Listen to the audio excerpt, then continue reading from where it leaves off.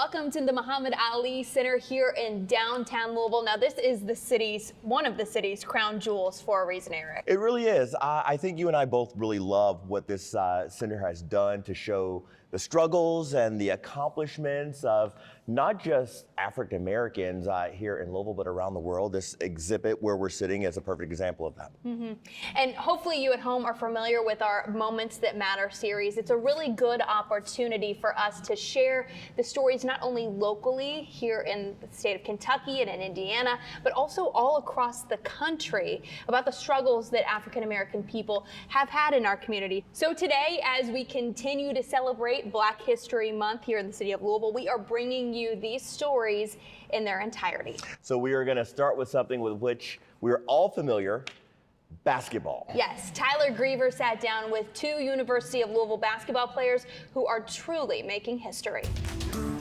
Our women's team has just gotten, we're on the national stage. It's just incredible.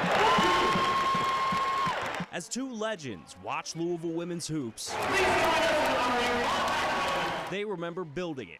Look at these pictures. And then that's me. There you are, okay. We were pioneers. I kind of feel like, wow, we started it all. Valerie Owens-Combs and Von Macklin were the first Black women to earn Louisville basketball scholarships. Macklin was the first, getting a partial one in 1974, while Combs earned the first full scholarship in 1976. But at the time, being trailblazers wasn't on their minds. You don't think about that. You're trying to survive. I know, who could play in that? They were not familiar with Louisville. Macklin came from a small junior college in Alabama, while Combs' military family came from Germany before she went to Butler High School. And people treated us different because they felt like we didn't even talk like we're from Louisville. People were not friendly. I was from the country. You know, in the country, everybody speaks to everybody. So I got rid of that real quick. Macklin picked up basketball, though, over a summer. The former cheerleader tried out for the Cards and made the team. But early on, the Hoops newcomer performed a basic practice drill wrong. Everybody there laughed at me, and that was hurtful, very hurtful. And I told myself then, they won't ever laugh at me again. They definitely didn't. The center was a natural rebounder, owning the second and third highest season averages in program history. She kept pushing to become a star and credits her mother, whom she lost to breast cancer during her senior year. She'd say, don't give up.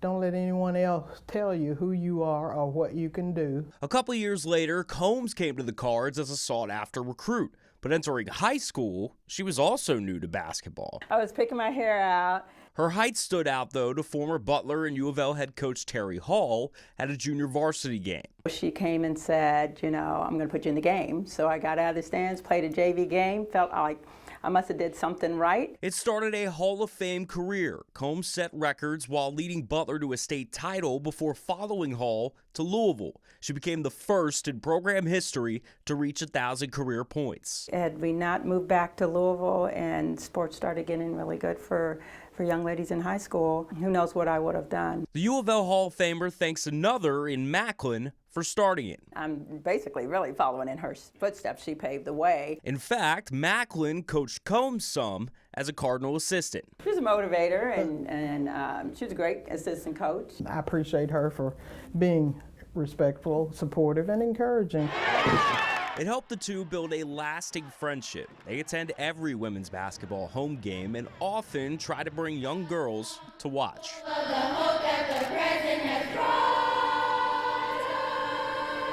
They just need exposure.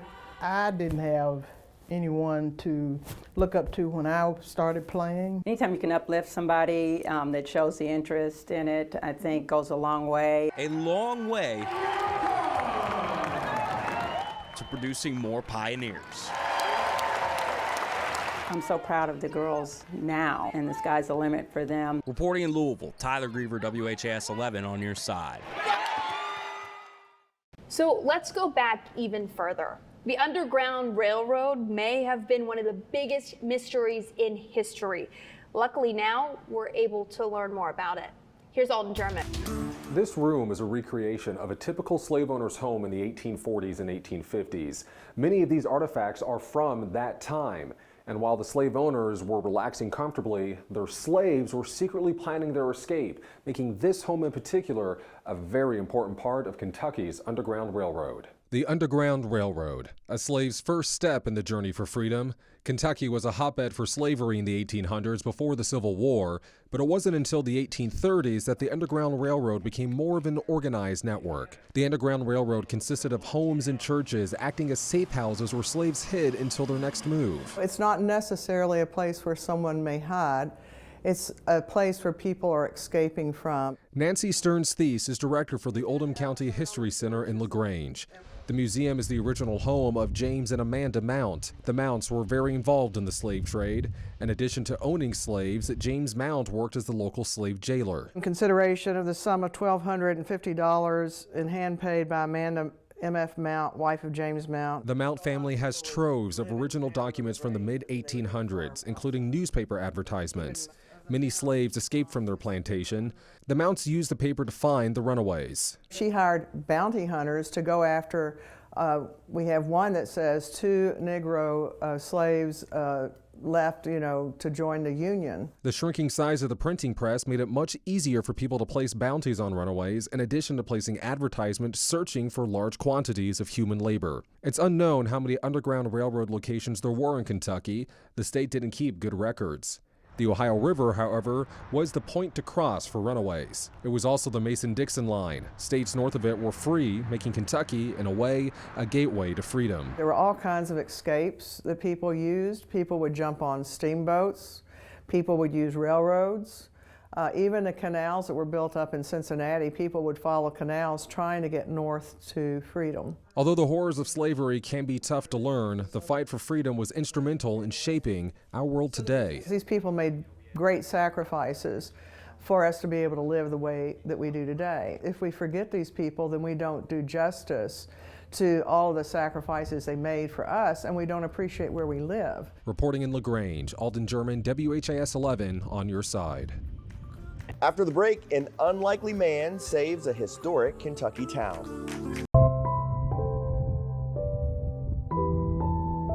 Close to 200 years have passed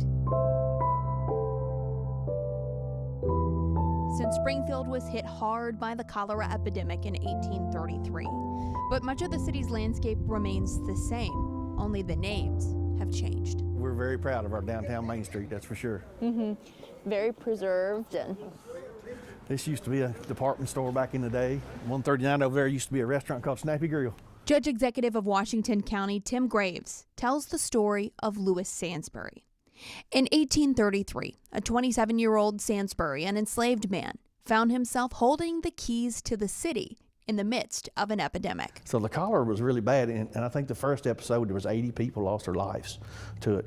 And Mr. Sansbury cared for all those. And the merchants up and down Main Street, when they left, they pitched him their keys so he could take care of the buildings. So he had keys to the town. Louis Sansbury, with the help of another slave, Matilda Sims, ran the town's hotel and cared for the more than 100 sick people. The lady that cooked at the local hotel would make the meals, and Louis would take them around town and distribute them to the people that were able to eat that weren't sick. When they would pass away, him and Matilda Sims would care for the bodies the best they could and wrap them in sheets and take them and bury them on Cemetery Hill. Because nobody else wanted to be around the bodies because they were afraid to get it themselves. And how Mr. Sansbury and Mr. Sims kept from getting it all those years, I don't know. The epidemic ended and people came back to town, thankful for Louis Sansbury. In 1845, when Louis's owner died, the town purchased his freedom, then gifted him a blacksmith shop. The description states it's on the corner of Walnut and Main before you get to Rush Branch, which is right over there beside the post office. So we believe this to be the lot. He also bought a house, still a home for a family to this day. And here, the story could have ended. But as a free man, a business owner, and property owner, Louis Sansbury once again found himself in the midst of a cholera epidemic. As the story goes on, several years later, the pandemic hit again, and the same thing happened. So as a free man and a property owner, he cared for the town again and cared for the town sick. The people who died during the epidemic are buried in mass graves along the road leading up to Cemetery Hill. Upon entering St. Rose, the headstone in his memory is the first to greet you, not marking the spot that he's buried, but the 106 lives that he cradled until their deaths. I just like to get the story out about what one man can do and how he inspired me as reading the story to someone being that kind and putting his own life on the line for people that hadn't necessarily been really kind to him, because an enslaved person is not being treated kind, and he showed a merciful act of kindness to those people. While little is known about his personal life, there's no question the legacy of a man who did right by his neighbors again and again lives on. When we come back, bourbon is Kentucky's famed industry. But the contribution of African Americans is usually left out of history until now. Welcome back once again to the Ali Center. Yeah, Kentucky Bourbon, Eric, has a storied history, but several chapters of that book have been left out. John Charlton has the story. History in the making. The spirit of America. Born in oak barrels not long after independence, and soon to become a whiskey for the ages. Many had a hand in making bourbon what it is today, even though most of America's archives are not necessarily fully inclusive. Bourbon historian Mike Veach has witnessed that for himself. Pretty much an unplumbed area of history. Specifically, black history in bourbon history. It supplied a lot of jobs all through its history. Of course, slaves couldn't choose where they worked, and some worked at distilleries. Veach says he found a distiller's ledger at the Filson Historical Society in Louisville. From the 1840s, and it talks about renting out slaves, but it doesn't mention their names, doesn't mention what they were being rented out for, or anything, you know, so you just have to assume that they were probably being rented out to one of the neighbors to help make whiskey. Although their historical contributions are not well documented, Veach says there is evidence that certain slaves may have done more than just the heavy lifting. From one of the newspapers at that time, where Andrew Jackson had a slave that ran away in Tennessee, and he was advertising in Louisville to find this slave. And one of the things that he mentioned is that this slave was really good distilling. Unlikely any slave master would ever give his slave the title master distiller.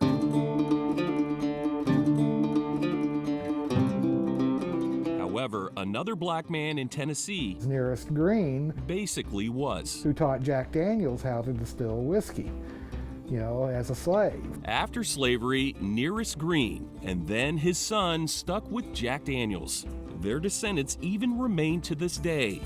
From Prohibition to today's bourbon craze, generations have passed, and a new generation continue to make bourbon history. Is distilling in West Louisville, a family business. This is a craft distillery. Of three brothers, Chris, the marketer. It's definitely unique. Victor, the CEO. So we've been at it for 8-9 years. And Bryson, the distiller. We are the first African-American distillery in Kentucky. They are the Arbros behind Bro Brothers Bourbon. Kentucky is the bourbon capital of the world, but I never thought that Bro Brothers would be having our own bourbon and producing our own bourbon. Established in Park Hill, it's a small batch operation for now and is expected to only get better with age. But as they've said, Bro Brothers. We are on record for being Kentucky's first black owned distillery. Has already made its mark on bourbon history, which is, unlike in the past, finally well documented. African Americans always contributed, whether or not that's been acknowledged. And I think this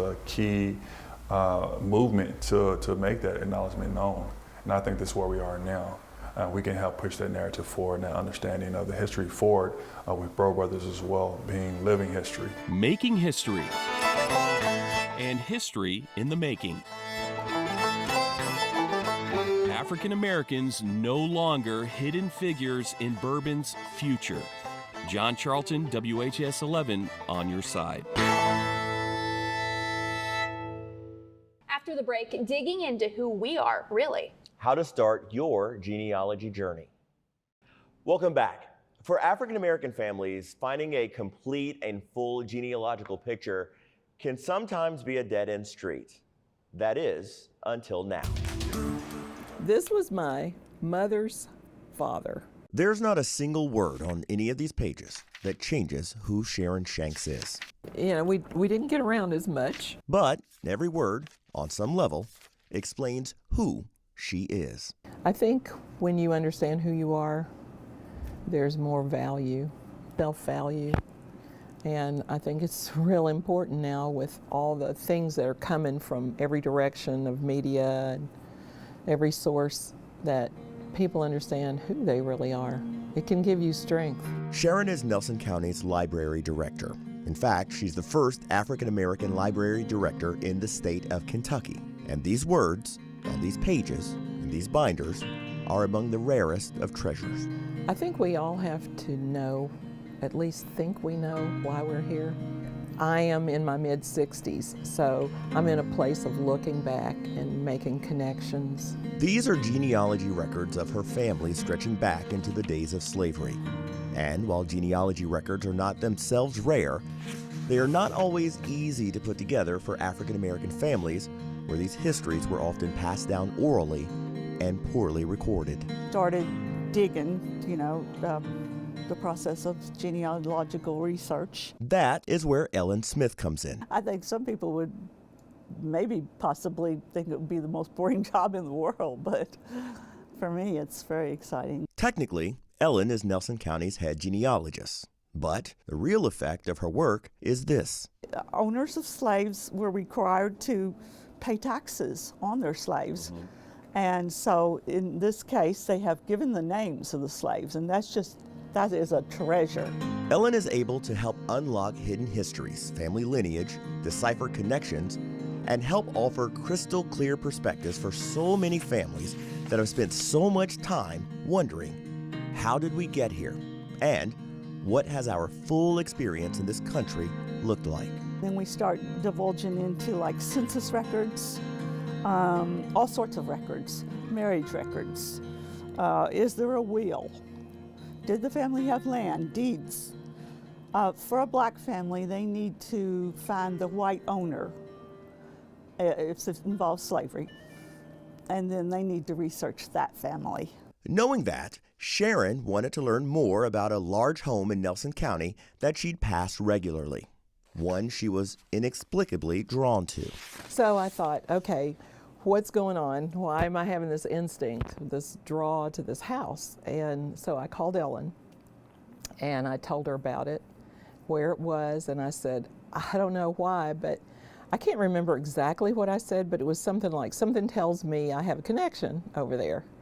And she did some research and she called me on a Saturday afternoon when she was just at home. And she said, I found out that, the original builder, owner of that was a Duncan. Well, that was my grandmother's maiden name. I won't go into the details, but it appears that some of my grandmother's family were slaves there. The house is no longer there, but the emotional ties now have clarity and meaning. That's where their souls were. I felt like there was more than just land there. Ellen may not hold the keys to unlocking your history, but she does hold the knowledge to help you find the keys. And in that, she finds purpose. I've seen the full range, from tears to joy. I've seen, and yeah, you do get involved. It's hard not to. And it just gets so interesting. You want to know more. You still have a wealth of history, and I believe a lot of the things that drive us are passed down through the generations. I think it goes without saying we are all so proud of all of these stories that we've been able to put together. But remember, this is just a sampling of all that we've done. Right, at WHAS11.com right now, you can find the entire body of our Moments That Matter work. And we invite you to check it out, share it, post on social media, send it to your friends, family, anyone who you think might be interested. Also, lastly, a big thanks to the team here at the Ali Center for inviting us in and helping us share all of these stories with you. Have a great day.